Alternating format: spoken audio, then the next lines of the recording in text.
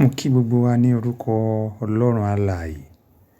Èmi ọmọ yín náà ni Àjíǹrere Babalọlá láti ilé iṣẹ́ ìránṣẹ́ ìfẹ́ Ọlọ́run sí ènìyàn gbogbo.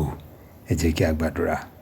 Ọlọ́run alààyè lẹ́ẹ̀kan sí a tún dúpẹ́ o. A sọ wípé o ṣé fún oore rẹ lórí ayé wa tó tún ká wa mọ́kàn lára àwọn alààyè láti lè jọ yẹ ọ̀rọ̀ rẹ wò, láti lè máa yára o níwájú rẹ, láti lè máa fọ aṣọ wa ní ojoojúmọ́. Ọlọ́run a gbé ọ̀gá, àlọ́nà ọ̀rọ̀ rẹ bá wa sọ̀rọ̀. Lópin gbogbo, jẹ́ kí ọ̀rọ̀ rẹ kó yé wa, kó sì yé wa ní orúkọ Jésù Kristi ní àgbàdúrà. Àmín. À ń tẹ̀síwájú náà ni lórí ọ̀rọ̀ tí a bára wa sọ tó sọ wípé ìpè sí ìrònúpìwàdà. Ibi tá à ń yẹ̀wò náà ni ìwé ìrètí àtọwọ́ Matteu kọ sílẹ̀ orí ìkẹsàn-án ẹsẹ̀ ìkejìlá sí ìkẹtàlá, níbi tí Jésù Kristi olùgbàlà wa ti yan Matteu agbowó òde gẹ́gẹ́ bí ìkan lára àwọn àtẹ̀lé rẹ̀. Ẹ̀yin olùgbọ́ mi, ẹ̀yin tẹ́ ń wò mí, ẹ kò wò mí báyìí pé ó ṣèèṣì ló fi rí mi wò. Olúwa yàn ọ́ láti rí mi, láti gbọ́ ọ̀rọ̀ yìí ló fi rí tàbí ló fi ń rí mi gbọ́ ní àkókò yìí. Olúwa ń pè ọ́.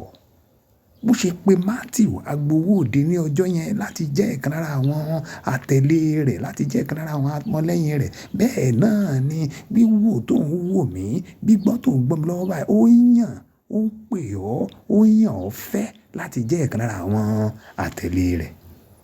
O tiẹ̀ ti lè máa náwó sí iṣẹ́ Olúwa. O tiẹ̀ ti lè jẹ́ ògbóǹtarìgì nínú àwọn òṣìṣẹ́ nínú ìjọ Ọlọ́run. Ṣùgbọ́n dádì mi àti mọ́mì mi, ẹ̀yin ẹ̀gbọ́n mi, ẹ̀yin ènìyàn mi, ǹjẹ́ ìwọ fúnra rẹ mọ̀ nínú rẹ, ṣé ìwà rẹ, ìgbésí ayé tó ń gbé yìí ṣe ohun tí Ọlọ́run fẹ́ ni? Owó tó tiẹ̀ mú wá síwájú Olúwa, ǹjẹ́ owó tí ìwọ gan lè sọ wípé ọ̀nà tí ó tọ́ ni o gbà rí?